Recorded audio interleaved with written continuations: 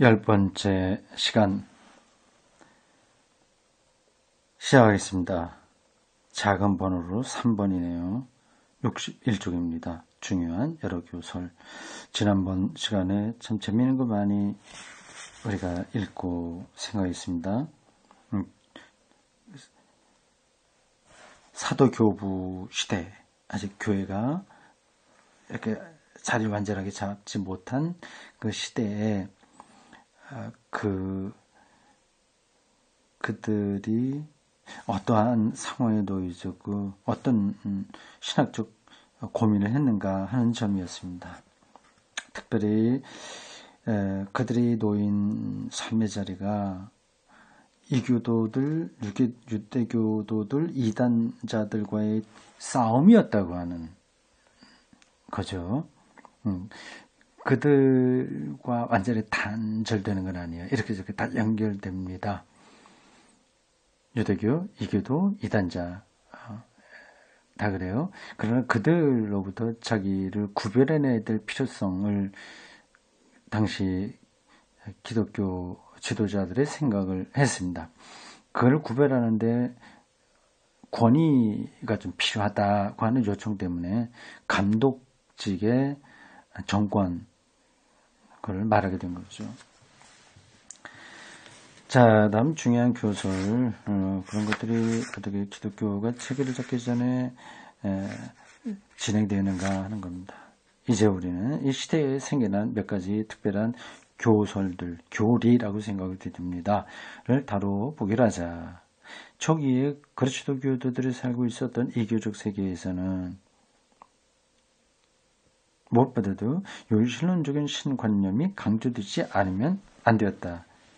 그래서 이 말은 곧 이교적 세계에서는 율신론 신관념이 무시당했다고 하는 거죠.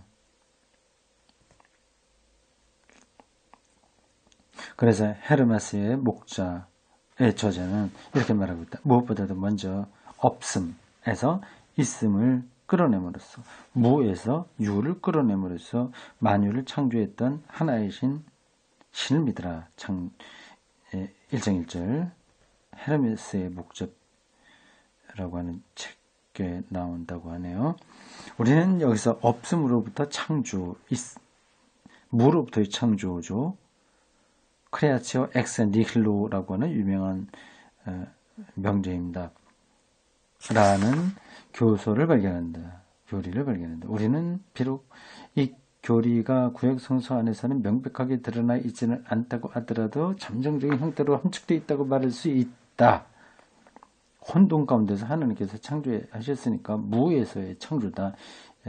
그렇게 구체적으로 명시적으로 나오진 않지만 함축되어 있다고 볼 수 있는 거죠. 그리고 이 교리는 그리스도교에 앞서서 성서 중간 시대의 유대 신학자들에게서 찾아볼 수 있다. 초대교회를 이교로부터 분리시키는 데 결정적인 역할을 한 것은 바로 이 교리다. 무로부터의 창조가 그렇군요. 이것은 이것과 같은 방향에서 강조되었던 이른바 데스포테스 곧 무제역적인 지배자라고 불리는 전능한 신이었다. 클레멘스는 신에 대해서 위대한 데미우르고스이어라고 부르짖었다. 이건 바빌론 신화에 나오는 신의 이름인데 그걸 그대로 말했다고 하는 거죠. 말하자면 신을 우주의 위대한 창조자이며 만유의 지배자라고 부르고 있는 셈입니다. 데미우르고스가 그런 뜻으로 불려진 신명칭입니다. 없음에서의 창조, 데미우르고스의 신, 그리고 전능한 신이라는 이 세 가지 개념은 우리에게는 자연스러운 것으로 생각되지만 이 데미우르고스의 신은 우리에게 자연스러운 것은 아니에요. 내가 이 의미를 본다면 자연스러운 거예요. 의미를 본다. 초대교회에서는 매우 중요한 것이었다. 이 세 가지 개념이 그리스도교의 교서를 이교로부터 구별했고 세 가지 신 개념 일단 기억해 두십시오. 무에서의 창조, 데미우르고스로서의 신, 전능한 신. 세 가지 개념이 그리스도교의 교리를 이교로부터 구별했고 또 이교로부터 지켰기 때문이다.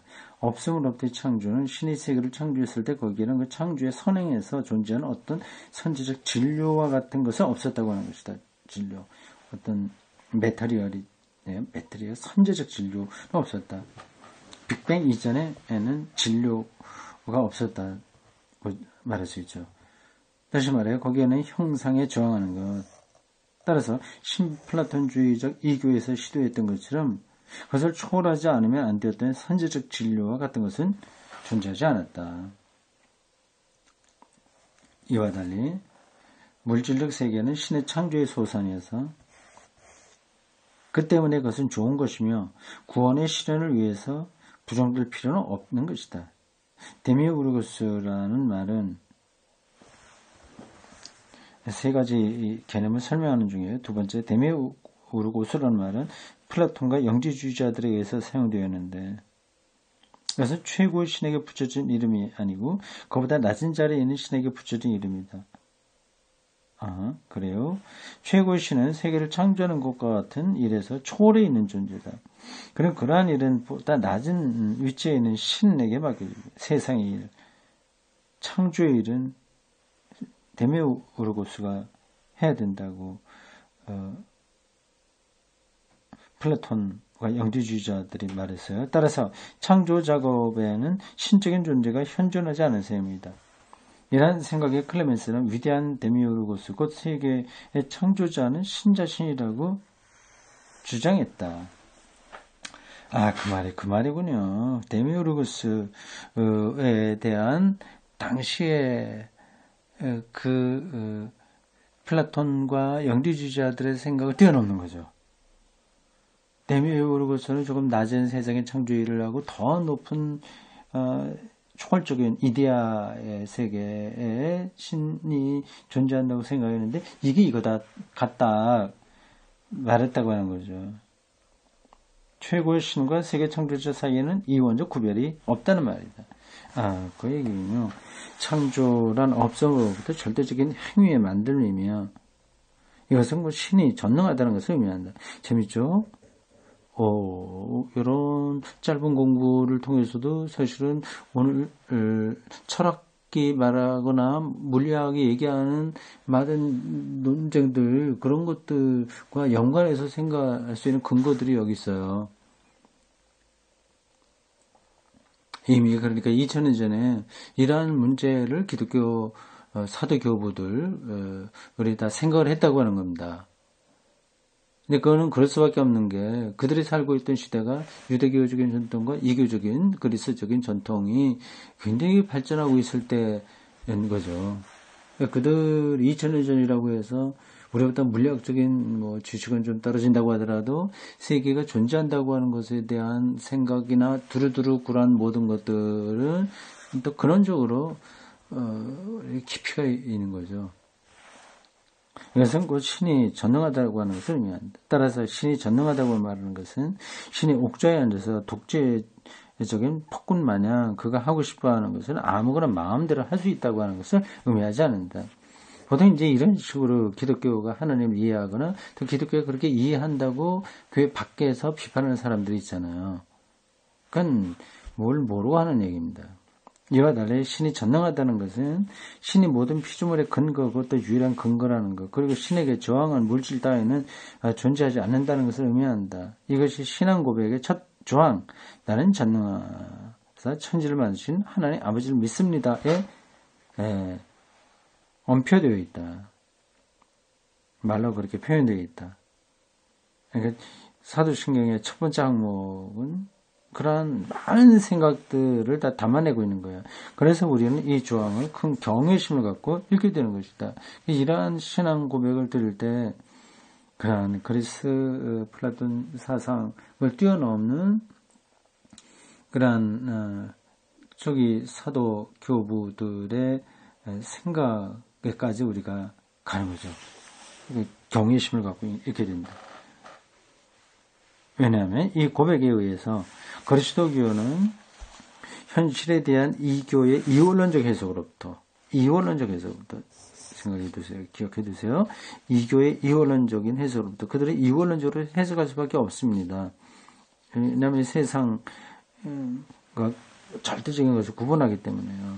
근데 자칫 기독교를 또 이원론적으로 이해하는 사람들이 있는데 그건 참 오해죠. 그걸 극복한 건데 그걸로 다시 떨어진다고 한다면 우스운 일 아니겠습니까? 이원론적 해석으로부터 자신을 구별했기 때문이다. 그리스도교에는 두 개의 영원한 원리 따위란 존재하지 않는다. 악을 통치하는 절대자가 있고 선을 통치하는 절대자가 또 따로 있는 건 아예 기독교 안에는 자리를 잡을 수 없다는 거죠. 물질이라고 하는 악한 원리와 형상이라고 하는 선한 원리, 그 둘이 있어서 그것이 다 영원한 원리라고 하는 따위 생각은 그리스도교에는 없다. 그리스도교에는 없다. 그리스도교 사도신경의 첫 조항은 그리스도교가 이를 막기 위해서 만들었던 방벽이다. 이란 방벽 없이는 그리스도교는 영지주의에 불가피하게 떨어질 수밖에 없는데 그리스도교는 영지주의에서 여러 가지 우주의 힘 가운데서 비록 최고의 힘이긴 하지만 그 가운데 하나의 힘에 지나지 않는다. 그리스도는 결국 그렇게 떨어지게 되는 거죠. 그건 기독교 안에서는 성립이 안 되는 논리입니다. 신앙 고백의 둘째 조항은 첫째 조항과 관계를 가질 때만 이 의미를 가지게 된다.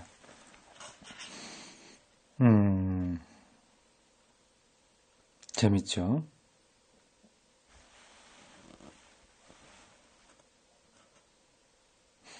창조의 주인 신은 만물의 지배자로서 하나의 구원 계획을 가지고 있다.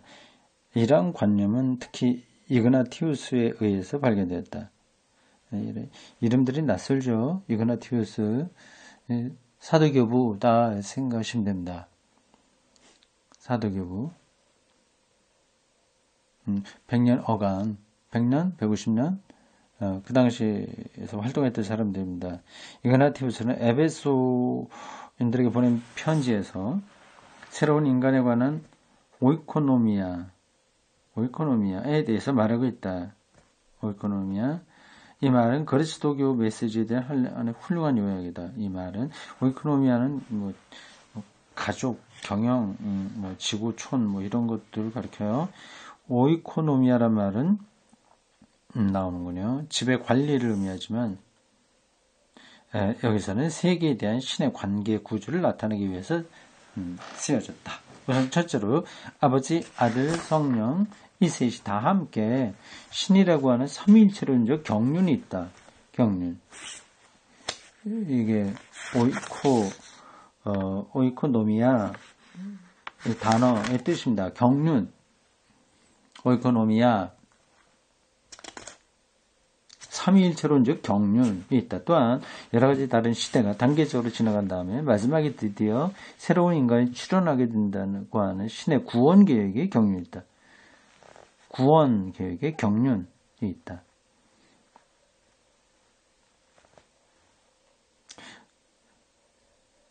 이거 어떤 관리죠. 관리, 힘, 역동성. 그래서 어떤 걸 세워가는 과정, 이런 것들을 다 경륜이라고 합니다. 구원사의 목적으로 세워진 새로운 인간, 새로운 피조물 또는 새로운 존재와 같은 관념은 사도교부에게서 유래한 것이다. 이그나티우스는 신의 구원 제도의 경륜은 이미 구약 성서 안에 나타나 있다고 말한다. 그는 이렇게 말한다. 유대인들은 그리스도교를 겨냥해서 믿고 있었다. 참 멋진 표현이네요. 유대인들은 그리스도교, 앞으로 오게 될 그리스도교를 향해서 믿음을 키워나가고 있었다. 이렇게 좀 표현을 바꾸면 더 잘 들어올 겁니다. 유대인들은, 구약에 있는 유대인들은 앞으로 오게 될 그리스도교를 향해서 믿음을 키워나가고 있었다. 그렇죠. 그리스도고 새 사람이란 그것은 완전한 성취다. 여기에서 옛사람은 극복되고 죽음은 파멸되었다. 그것은 그리스도론의 시작이다. 예수 그리스도를 통해서 완전히 새로운 사람이 된다고 하는 그 말이죠. 일반적으로 그리스도는 선제적 영적 존재로서 이해되었다. 일반적으로 그리스도는 선제적 영적 존재로 이해되었다. 이러한 영적 존재로서의 그리스도는 역사적 예수를 그의 구원 활동의 도구로 변화시켰다. 그는 신 안에 있는 하나의 실체이며 하나의 독립된 힘이다. 그러나 그는 신과 완전한 일치를 이룬 존재다. 성자가 육의 영역으로 뚫고 들어왔다. 여기에서 말한 육은 언제나 역사적 실제로서 이해되어야 할 것이다. 역사적, 히스토리컬, 실제, 리얼리티로 이해되어야 할 것이다. 성자는 육의 형태를 취했다. 그것을 다른 말로 말하면 사르크스, 살은 성자에게서 그 자체를 영과 결합시켰다고 할 수 있다. 성령은 그가 스스로 선택한 살 안에 살고 있고 그 살은 성령에 대한 순종으로 하여 신의 아들이 된 것이다.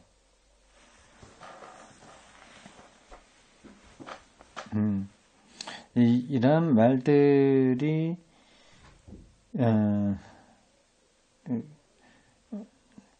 막 들어오지는 않을 겁니다. 어떻게 보면 이게 말장난처럼 느껴질 수도 있어요. 그렇지 않습니다. 그 문제 지금 제가 더 이상 설명하지 않겠습니다. 앞으로 우리가 이 공부를 쭉 하다 보면 이런 설명이 그렇게 언어 유희라기보다도 그런 이론적인 말에 떨어져 있는 게 아니다. 그래서 알 수 있을 겁니다. 이런 견해와 함께 또 하나의 다른 견해가 있다. 제1의 영이 살이 되었다는 견해가 그것이다. 예컨대 이그나티우스는 이러한 방식으로 다음과 같이 말하고 있다. 그리스도는 신인 동시에 완전한 인간이다. 그는 영에서 나왔다. 그러나 다윗의 후예에서 나왔다. 이것은 그리스도가 단순히 살의 형태를 입은 영적인 힘으로서의 그리스도가 살이 되었다는 것을 의미한다.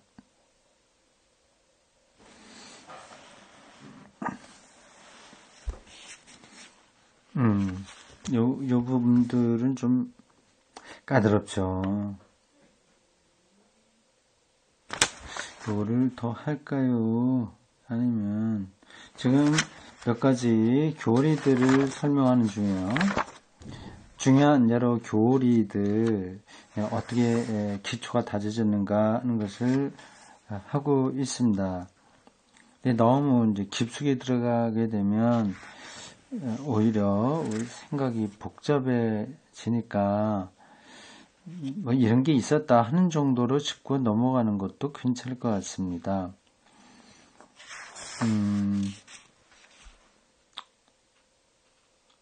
굉장히 그 뒤로는 사변적인 이야기들이 많이 나와요.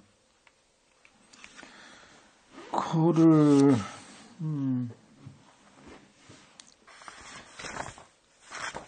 조금 뛰어넘어서 보겠습니다. 67쪽 7째 줄입니다. 영지주의에 대한 이야기인데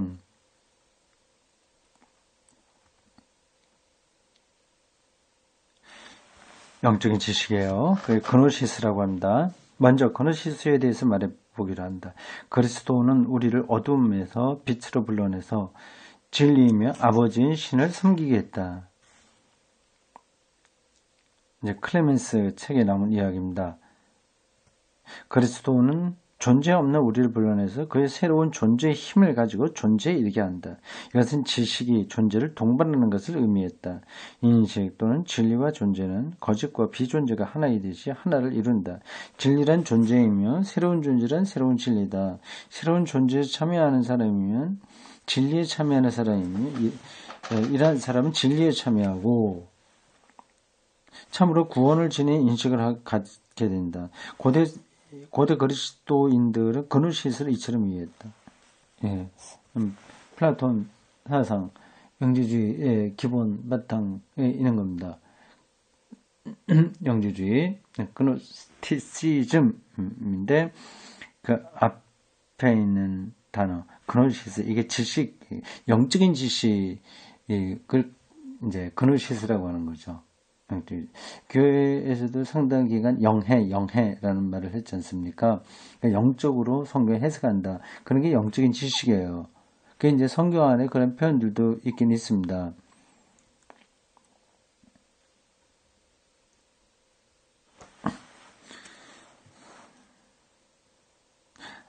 그 다음 하르낙은 고대 그리스도교가 그리스의 주지주의 영향에 의해서 이루어졌다고 생각했다. 주지주의. 예. 그러나 그리스도교는 그리스도의 지식화가 아니다. 이런 관점에는 두 가지 잘못이 있다. 하르낙이 본 게 잘못이라고 하는 거죠. 즉 그리스적인 주주주의라고 하는 개념은 부적당하다. 왜냐하면 그리스 사람들이 탐구했던 진리는 대부분 몇몇 사람들을 제외하고는 이론적 진리라기보다는 실존적인 진리고 그들의 실존에 관한 진리다. 다시 말해서 왜곡된 실존으로부터 그들을 구원해내서 불변의 하나로 올려가는 진리였기 때문이다.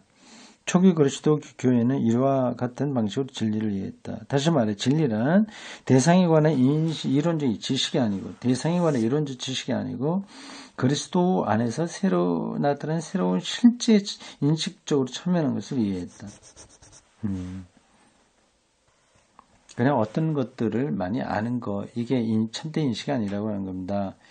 그러니까 저기 산이 있고 그리고 돈벌이 하면 어떻게 되고 또 뭐 아이들 교육은 어떻게 시켜야 되고 또 물리적인 사실은 어떻고 뭐 이런 것들은 다 대상에 대한 이론적 지식이에요. 근데 초기 그리스도인들은 예수 그리스도에게서 참된 새로운 실제를 인식하는 거 이걸 이제 참되게 아는 거로 생각하는 거죠. 그게 그노시스라고 하는 거죠. 그리스도 안에 있는 실제라고 하는 게 뭐예요? 생명을 얻는다, 구원을 얻는다 그런 거죠. 그리스도의 일치를 통해서 죄와 죽음으로부터 해방된다. 이런 것들이 리얼리티, 참된 리얼리티, 새로운 리얼리티 라고 하는 거죠. 기독교 신앙의 기초입니다. 여기에 참여하는 게 필요한데 이런 거 없이는 어떤 진리도 불가능하며 지식 또한 추상적이며 무의미한 것이 되고 맙니다. 이것이 바로 고대 그리스도인들이 진리와 존재 하나라고 강조했을 때 그들이 의미하려고 했던 내용이다. 재미있어요. 그러니까 예수 그리스도 안에 있는 참된 그리고 새로운 리얼리티를 경험하지 못한다면 그건 부활일 수도 있고 영원한 생명이기도 해요. 그렇다면 결국 진리를 아는 게 아니다고 하는 거죠.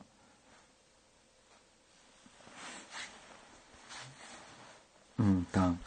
진리와 존재는 하나라는 이 동일성에서 생명과 불사성이 중재된다.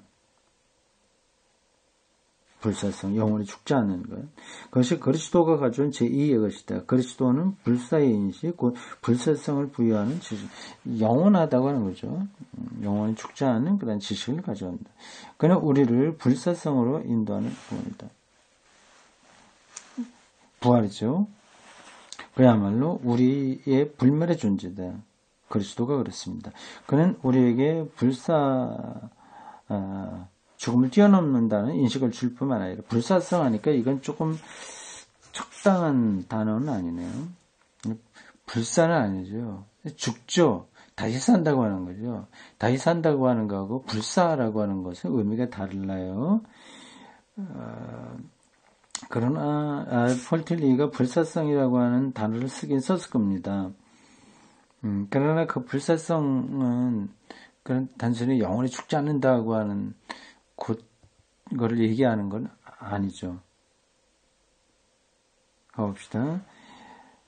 그는 우리에게 불사성의 인식을 줄 뿐만 아니라 성례전의 형식을 통해서 불사성의 수단을 제공한다. 이그나티우스는 성만찬의 성례전을 죽음에 대한 구원의 수단이라고 불렀다. 안티, 도톤, 토메, 아포타네인. 구원의 수단인 성례전에 사용된 빵과 포도주의 표상 가운데는 깊은 뜻이 놓여있다. 무엇보다도 먼저 이 표상은 사도 교부들이 영원 불멸성을 믿지 않았다는 사실을 의미한다. 영원 불멸성을 믿지 않았다는 거예요. 뜻밖이죠? 영원 불멸성. 영혼은 죽지 않는다. 이건 이제 플라톤 사상인데, 사도 교부들은 그렇지 않았다고 하는 거예요. 왜 그런지를 설명하겠죠. 만일 그들이 그러한 자연적 불사성을 믿고 있다고 한다면 그리스도가 불사의 생명을 가져왔다고 말하지 않았을 것임에 틀림없다. 그리스도를 통해서 죽지 않는다고 하니까 결국은 영혼은 죽는다. 불멸성을 믿지 않았다는 뜻이죠. 그렇게 연결이 됩니다. 그래서 구약 성서적인 신앙에 따라서 인간이란 본래 죽게 되어 있는 존재며 낙원에서는 생명의 나무에서 열매를 따먹을 것이 허용되었고 신적인 힘에 참여함으로써 생명을 간직하게 되었다는 사실을 믿고 있었던 것으로 생각된다. 굉장히 사도 교부들의 생각이 복잡하죠. 복잡하거나 유연하기도 하고요. 세밀하기도 합니다. 그들은 그리스도가 나타남에 따라서 낙원의 상태가 다시 회복되었다고 가르쳤다. 우리는 다시 영원한 불사의 양식 곧 그리스도의 살과 피에 참여할 수 있게 되었고 그렇게 함으로써 우리가 원래 피할 수 없는 죽음에 대항할 수 있는 힘을 얻게 되는 것이다. 실제로 죽지 않는다고 하는 것이 아니라 다른 차원이에요. 죽음이란 죄의 값이다. 그것은 죄로 하여 신으로부터 분리가 일어나기 때문에 죄로 인해서 신으로부터 분리가 일어나기 때문이면 이 죄 때문에 자연적인 죽음을 극복할 수 있는 신적인 힘은 더 이상 우리의 죽음을 극복할 수 없게 만들기 때문이다. 그러나 그리스도의 오심에 의해서 비로소 이 신적인 힘이 다시 작용하게 되어 죽음의 극복을 가능하게 한다. 이것은 성만찬이란 성례전에서 이루어진다. 성찬식이죠. 엄청난 의미를 담고 있는 거예요. 내 죄를 속죄했다고 하는 그런 천만이 아니라 생명을 뭐라고 이해하느냐, 인간의 영혼에 그런 것들까지 다 포함하고 있는 종교 의식입니다. 영혼의 불멸성에 관한 신앙은 널리 통용된 표상이지만 헬라 철학에서 그렇습니다. 플라톤에게서는 인간에게 영혼은 이데아로부터 와서 인간의 육체라고 하는 감옥에 묻혀 있다가 해방되어 죽으면 간다. 그러니까 영혼이 죽을 수는 없는 거죠. 통용된 표상이지만 그것은 고전적 그리스도교 교리에 바탕한 것이 아니다. 이제 기독교 안에 이 영혼 불멸성의 흔적이 있어. 근데 그게 원래 기독교 교리에 바탕한 것은 아니에요. 근데 서로 모순되는 것이 같이 들어와 있습니다. 그러니까 그 사이에 어떤 그리스도교적인 사유가 개입되어 있느냐를 파악하는 게 중요하죠. 모를 것은 왜곡된 것이었으며 또한 그것은 결코 플라톤적인 것이 아니고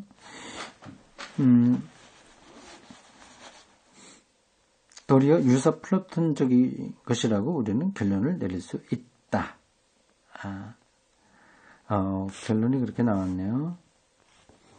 재밌습니다. 영혼 불멸 신앙 있죠. 기독교예요. 영혼 불멸 신앙. 이것은 왜곡된 것이다. 텔리가 볼 때 그렇습니다. 이거는 다른 게 아니다. 왜곡된 것이다. 그리고 더더구나 그것은 플라톤적인 것도 아니다. 유사 플라톤적인 것이다. 약간 사이비 플라톤적인 것이다. 이렇게 결론을 내릴 수 있습니다. 그러니까 영혼 불멸 사상을 그냥 아무 설명 없이 말하는 것은 기독교적인 게 아니고요. 폴 필리의 설명에 따르면 유사 플라톤적인 것입니다. 자, 여기까지 우리가 그리스도교 신학의 예비라는 제1장을 공부했습니다. 어떻습니까? 1장만 했는데 서론이죠. 근데 참 많은 이야기가 나와서 재밌습니다. 저도 많이 배웠습니다. 자, 이제 다음 시간서부터는 본격적으로 학문으로서의 신학을 어떻게 시작됐냐 하는 걸 봅니다. 제2장의 제목이 학문으로서의 신학의 시작 이렇게 되어 있네요. 본격적으로 이제 들어가게 됩니다. 기대하십시오.